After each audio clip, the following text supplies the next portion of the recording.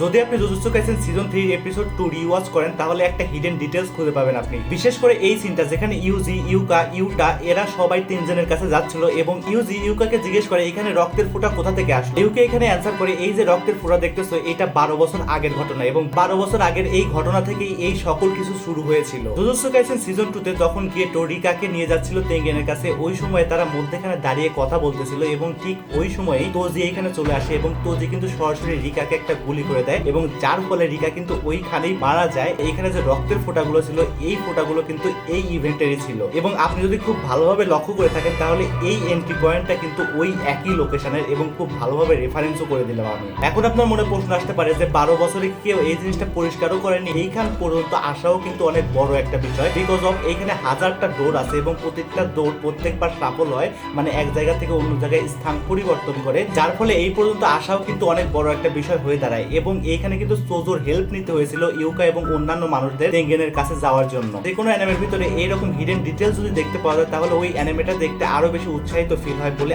আমার মনে হয়। এখন আপনাদের মতামতটা কি ওইটা কমেন্ট সেকশনে অবশ্যই জানাবেন।